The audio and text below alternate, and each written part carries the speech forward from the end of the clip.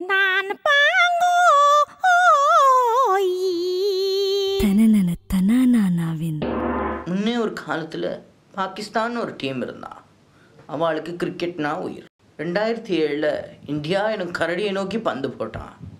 முதல் பந்து போட்டான், அராஃபட் மிஸ் ஆகிடுறது. பின்ன உமர்குல் போட்டான், மிஸ் ஆகிடுறது. ஆஃப்ரீடி போட்டான், அதுவும் மிஸ் ஆகிடுறது. அவமானத்தோடு அந்த டீம் பெரிய கோவத்தோடு ட்ரெஸ்ஸிங் ரூம் திரும்பிடுறது. கடைசியாக ஃபைனல்ஸில் சான்ஸ் கிடச்சிடுத்து.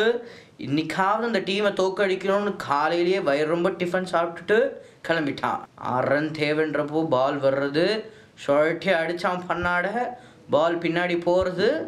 யாரும் இல்லைன்னு நினச்சா ஸ்ரீசான்ற கரடி எங்கேருந்தோ வந்து பாலை கவிடுறது. என்ன ஒரு ஆனந்தம் அந்த கரடிக்கு. தக தகன்னு ஓடி வந்து நின்று பாகிஸ்தான் ராஜாவை பார்த்து, நீ விளையாட வந்தியா இல்லை? 2012 திரும்பி வரான், அதே மாதிரி பால் போடுறான், அதே மாதிரி மிஸ் ஆகிடுறது. கரடி திரும்பவும் ராஜாவை பார்த்து கேட்கறது, நீ விளையாட வரியா இல்லை? 2014 திரும்பவும் நல்லா ப்ராக்டிஸ் பண்ணிட்டு வரான், ஒரு நூல் இழையில மிஸ் ஆகிடுறது. கோழிக்கரடி அவனை பார்த்து கேட்குறான், ஏண்டா நீ ப்ராக்டிஸ் பண்ணுறது கிரிக்கெட் விளையாடவா இல்லை? 2016 இன்றைக்கும் எப்படியாவது அந்த கரடியை தோக்கடிக்கணுன்ற நோக்கத்தோடு வரான். இந்த வாட்டியும் அந்த ராஜா அதே தான் திரும்ப பண்ண போகிறான். All the best team India.